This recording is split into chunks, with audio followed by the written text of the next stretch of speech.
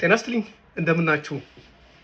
በዚህ በእንግሊዝ ሀገር አንድ የታወቀ ፕሮፌሰር በአፓርታመንት ውስጥ በራሱ በሚኖርበት ቤት ውስጥ ሞቶ ተገኘ።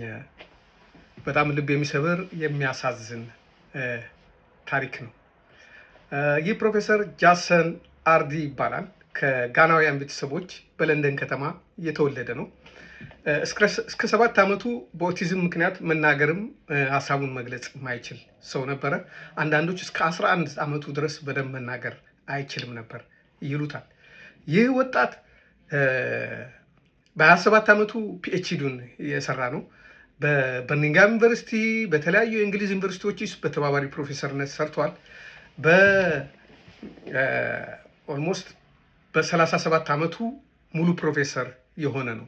ስለዚህ ከጥቁሮች የመጀመሪያው ወጣት ፕሮፌሰር እና የካምብሪጅ ዩኒቨርሲቲ ፕሮፌሰር ነበረ።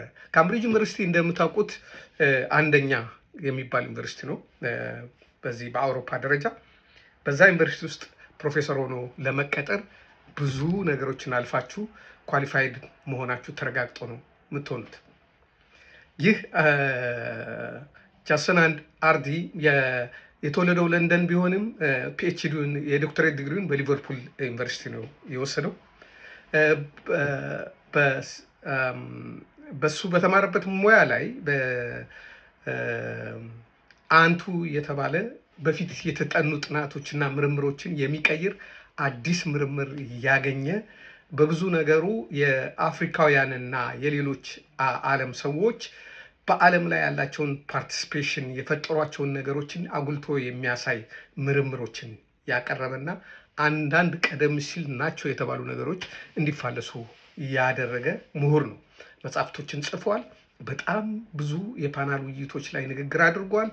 በጣም ብሮድካስት ላይ በጣም የሚታወቅ ሰው ነው። እኔ ለብዙ ዓመት ነው ይሄ ሰውዬ የምከተለው። በጣም ወጣት ነበር የዛን ጊዜ።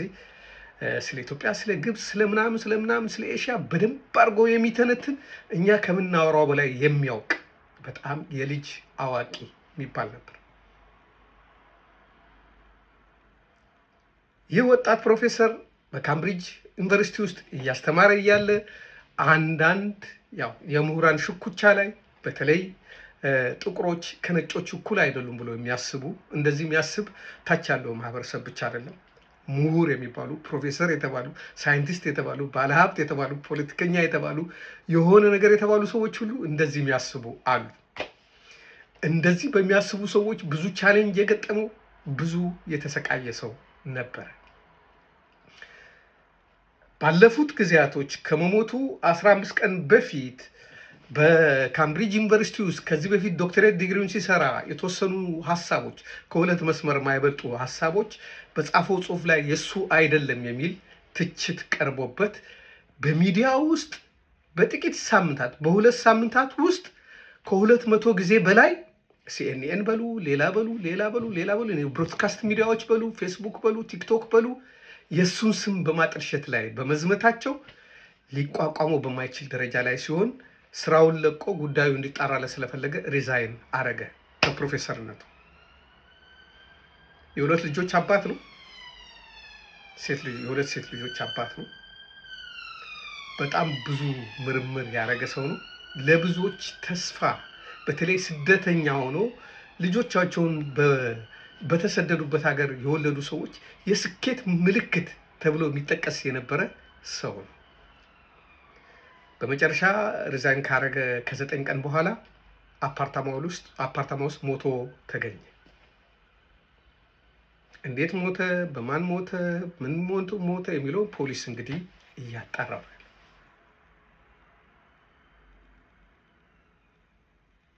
እኔ አንዳንድ ሀዘኖች ለትውልድ የሚተርፉ ናቸው። አንዳንድ ለቅሶዎች ይሄኛው ትውልድ ብቻ አልቅሷቸው የማያበቁ ናቸው። በዓለም ላይ ጥቂት ሰዎች እንደዛ አይነት ሰዎች ነበሩ። እንደ ጆን ኤፍ ኬኔዲ፣ እንደ ማርቲን ሉተር ኪንግ እንደዚህ አይነት ሰዎች ዘመናት ሰዎች በእነሱ ጉዳይ እያለቀሱ ነው።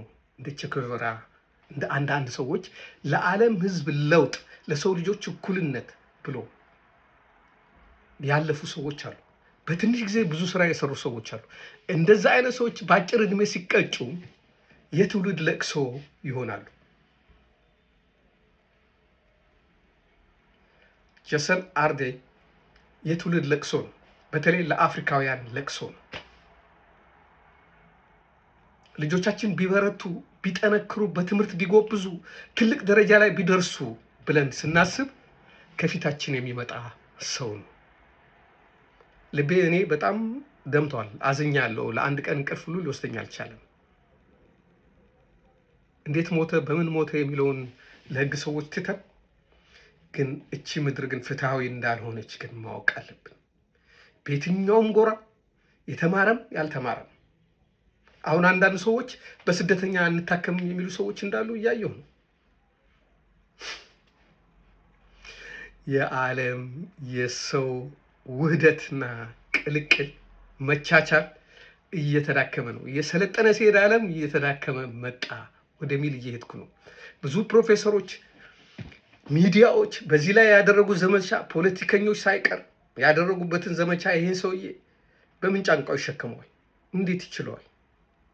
ኦቲስቲክ የነበረ ሰው ራሱን ከመርዳት አልፎ ለሌሎች የተረፈ ነገር እያረገም ካልኖረ በዚህ ምድር ላይ who cares about life?